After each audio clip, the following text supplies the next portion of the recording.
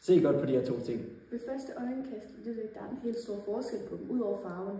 Men i virkeligheden så kan det her stykke bivokspapir spare vores miljø for tonsvis af CO2 og lave en affaldsreducering. Bare fordi det kan bruges igen og igen. Men alligevel så er der så mange unge, der ikke ved, hvad de kan gøre for klimaet. De vil gerne hjælpe, men de ved ikke hvordan. Alt for mange forbinder klima med kedelige debatter eller problemer, der er for store til at kan løses. Men vi ved, at det sparer klima, det bliver til noget konkret, og når vi sidder med hænderne, så kan vi altså gøre klima til noget sjovt i stedet for. På den måde så kan vi skabe en generation, der ser klima som en mulighed i stedet for en byrde. Vaner de dannes altså i en tidlig alder, og derfor mener vi, at bæredygtighed det skal være en del af skoleskemaet allerede i folkeskolen. På den måde så skaber vi vaner allerede fra starten, ved ligesom når vi børster tænder om morgenen.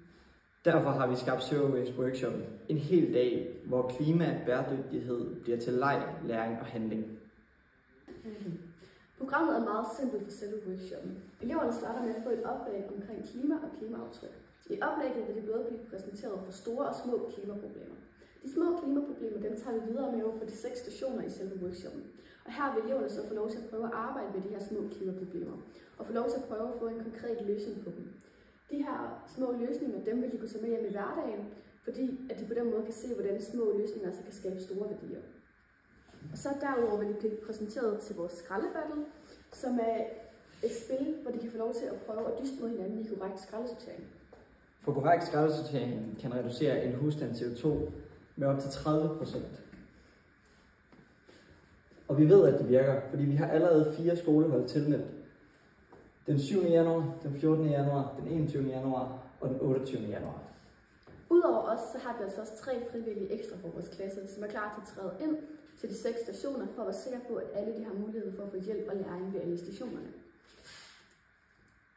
Udover det, så har vi altså også modtaget et beløb på 10.800 kroner fra Bloomberg og Vejen Kommune til at opstarte på de her små workshops. Og det vil altså sige, at vi allerede har økonomi til at lave de første workshops. På stationerne prøver eleverne for eksempel at lave bivokspapir. Det kan erstatte 100 meter staniol om året.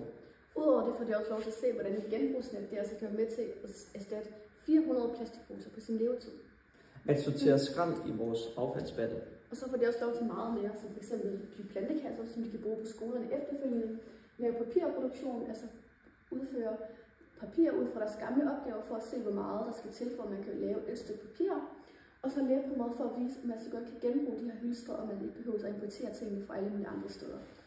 Eleverne vil opleve, at små ting faktisk betyder noget. De går hjem med vaner, der kan smitte af på deres familie.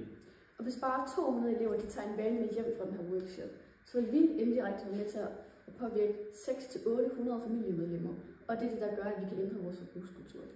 Danmark skal halvere sin CO2-udledning inden 2030. Det kan lykkes, hvis vi ændrer vores vaner. Og vores vaner de bliver altså ændret allerede, når vi er små. Det vil altså sige, at vaner de skabes, når man er ung. Og derfor har vi en vision, som er meget klar. Vi mener altså, at alle unge de skal prøve at skabe noget bæredygtighed med deres egne hænder, inden de går ud af folkeskolen. Vi er Alexander og Katja. Vi glæder os til at tage jer og Danmarks unge mod en grønnere fremtid. Zero Waste Workshop, det er altså en start på det her. Vi giver viden, oplevelser og håb. Og på den måde så skaber vi ikke bare en grønnere hverdag, men en grønnere fremtid.